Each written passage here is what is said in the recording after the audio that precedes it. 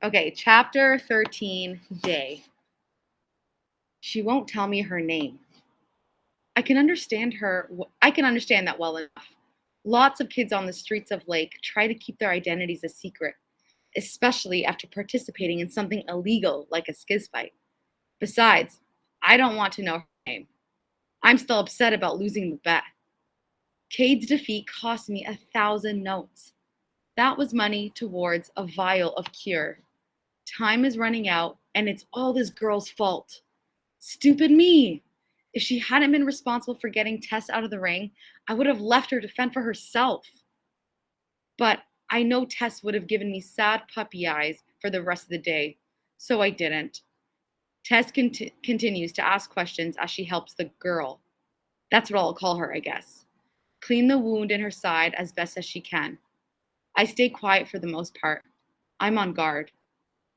After the skiz fight and my dust bomb, the three of us ended up camping out on the balcony of an old library.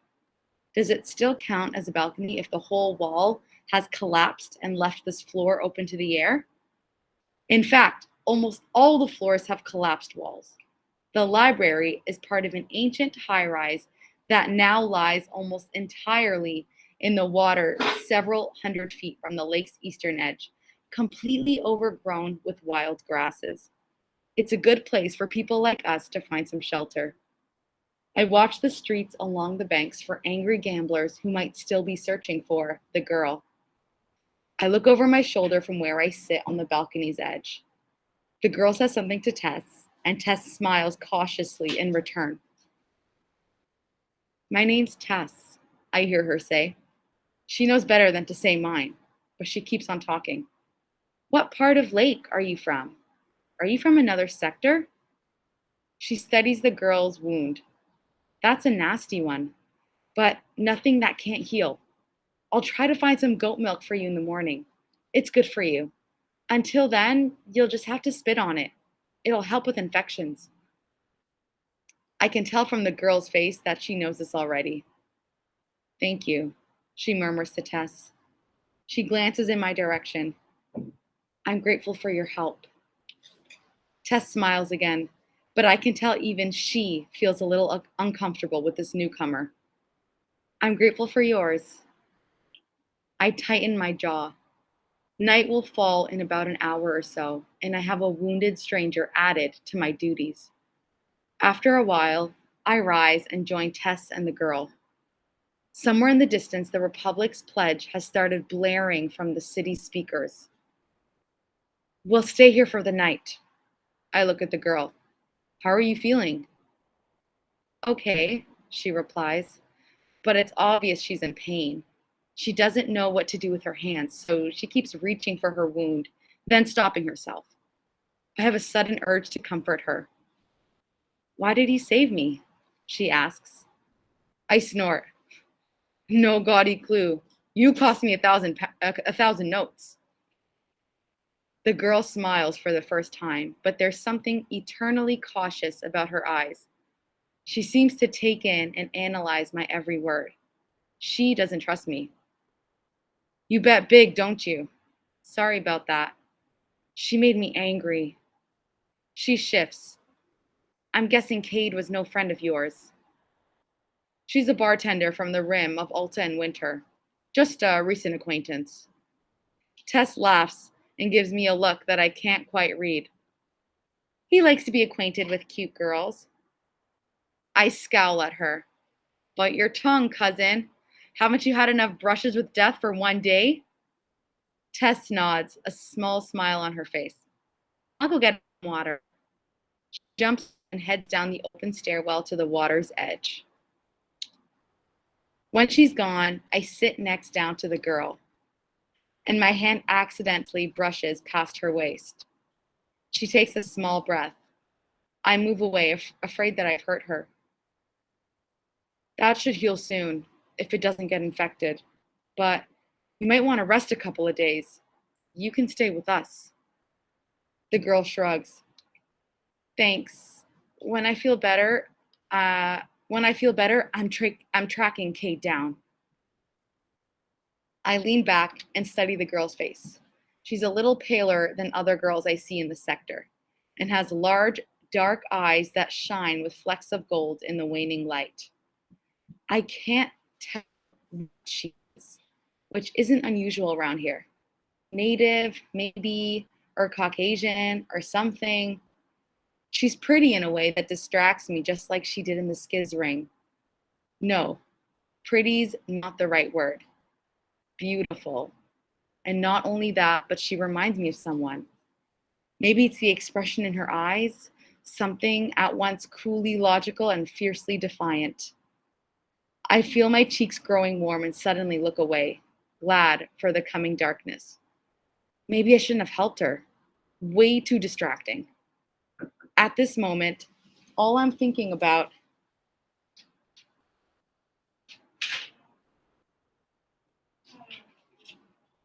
You guys have Chromebooks?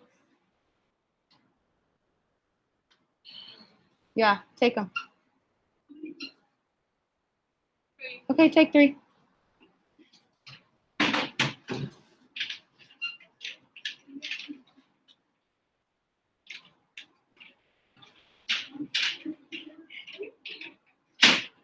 Okay, bring them back, please. Ruin my recording. Just close the door, Aaron.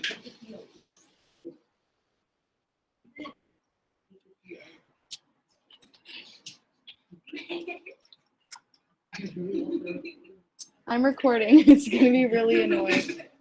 Thank you, Isam. I struggle opening my own word. Okay, that's good. Just close the door and have a seat. Okay. Maybe I shouldn't have helped her. Thank you. Way too distracting.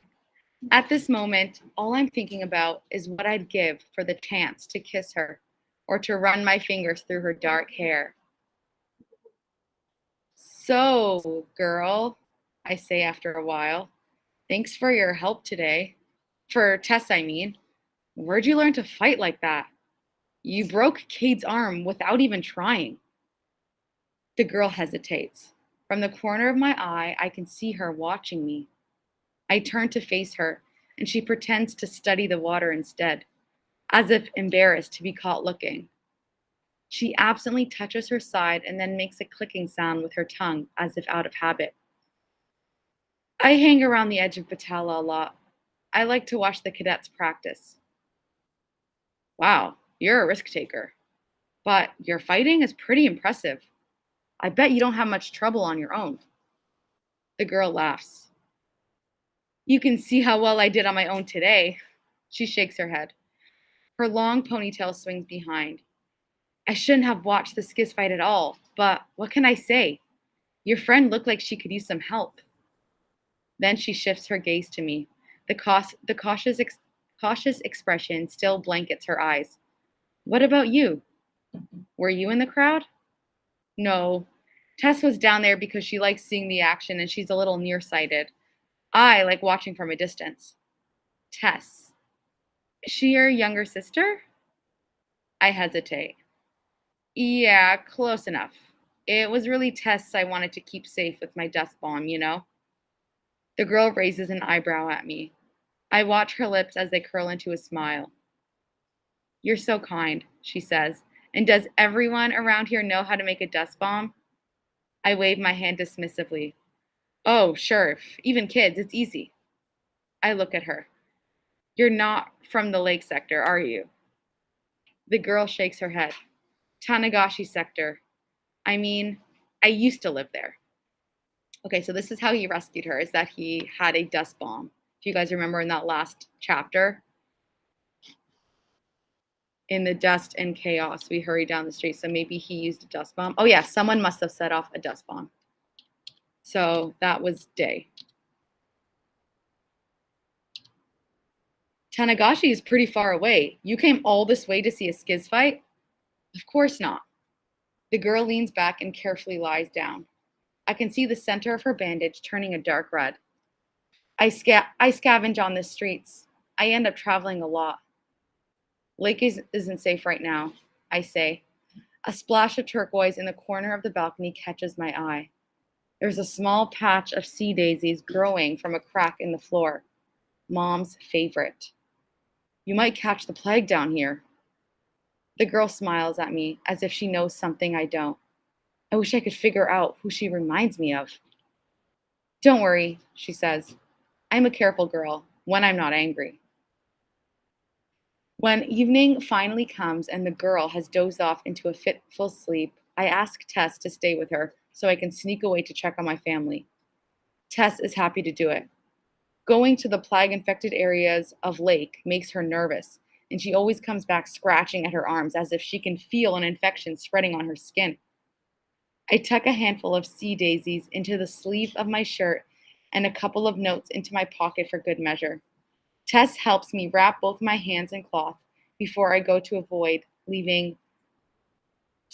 go to avoid leaving fingerprints anywhere. The night feels surprisingly cool. No plague controls wander the streets, and the only sounds come from occasional cars and the distant blare of Jumbotron ads. The strange X on our door is still there, as prominent as ever. In fact, I'm almost certain that the soldiers have been back at least once, because the X is bright and the paint's fresh. They must have run a second check through the area. Whatever made them mark our door in the first place has apparently stuck around. I wait in the shadows near my mother's house, close enough so I can actually peek through the gaps of our backyard's rickety fence. When I'm sure that no one is patrolling the street, I dart through the shadows towards the house and crawl to a broken board that leads under the porch. I slide the board aside. Then I crawl into the dark, stale smelling crevice and pull the board back into place behind me. Small slivers of light come from between the floorboards in the room above me. I can hear my mother's voice towards the back, where our one bedroom is. I make my way over there, then crouch beside the bedroom's vent and look in. John is sitting on the edge of the bed with his arms crossed. His posture tells me that he's exhausted. His shoes are caked with dirt. I know Mom must have scolded him about that. John is looking towards the other side of the bedroom, where Mom must be standing. I hear her voice again, this time loud enough to understand. Neither of us is sick yet, she says. John looks away and back towards the bed. It doesn't seem to be contagious. And Eden's skin still looks good. No bleeding. Not yet, John replies. We have to brace ourselves for the worst, Mom. In case Eden... Mom's voice is firm. I won't have you saying that in my house, John. He needs more than suppressants. Whoever gave them to us is very kind, but it's not enough. John shakes his head and gets up. Even now, especially now, he has to protect my mother from the truth of my whereabouts. When he moves away from the bed, I can see that Eden is lying there with a blanket pulled up to his chin, despite the heat. His skin looks oily with sweat. The color of it is strange too, a pale, sickly green. I don't remember other plagues with symptoms like that. A lump rises in my throat. The bedroom looks exactly the same, the few things in it old and worn, but still comfortable. There's the tattered mattress Eden's on, and next to it is the scratched up chest of drawers that I used to doodle on. There's our obligatory portrait of the elector hanging on the wall, surrounded by a handful of our own photos, as if he were a member of our family. That's all our bedroom has. When Eden was a toddler, John and I used to hold his hands and help him walk from one end of this room to the other. John would give him high fives whenever he did it on his own. Now I see Mom's shadow stop in the middle of the room. She doesn't say anything. I imagine her hunched shoulders, her head in her hands, her brave face finally gone. John sighs. Footsteps echo above me, and I know he must have crossed the room to hug her. Eden will be okay. Maybe Eden will be okay. Maybe this virus is less dangerous and he'll recover on his own. There's a pause. I'm going to see what we have for soup. I hear him leave the bedroom. I'm sure John hated working at the steam plant, but at least he got to leave the house and take his mind off things for a while. Now he's trapped here with no way to help Eden. It must be killing him. I clench the loose dirt under me and make as tight a fist as I can. If only the hospital had cures. Moments later, I see Mom walk across the room and sit at the edge of Eden's bed. Her hands are all bandaged up again. She murmurs something comforting to him and leans over to brush his hair from his face. I close my eyes. In my mind, I conjure up a memory of her face, soft and beautiful and concerned, her eyes bright blue and her mouth rosy and smiling. My mother used to tuck me in, smoothing down my blankets and whispering a promise of good dreams. I wonder what she's whispering to Eden now. Suddenly, I'm overwhelmed with missing her. I want to rush out from under here and knock at her door. I push my fists harder into the dirt. No, the risk is too great. I'll find a way to save you, Eden. I promise. I curse myself for risking so much money in a skiz bet instead of finding a more reliable way to get cash. I pull out the sea daisies that I had tucked into my shirt sleeve. Some of the blossoms are crumpled now, but I prop them up as carefully as I can and gently pat down dirt around them. Mom will probably never see them here, but I know they're here. The flowers are proof to myself that I'm still alive, still watching over them. Something red in the dirt beside the daisies catch my eye. I frown, then brush aside more of the dirt to get a better look. There's a symbol here, something inscribed underneath all the dirt and pebbles. It's a number, just like Tess and I had seen by the bank of the lake. Except this time, it says 2544. I used to hide down here sometimes when I was younger, back when my brothers and I would play hide and seek. But I don't remember seeing this before.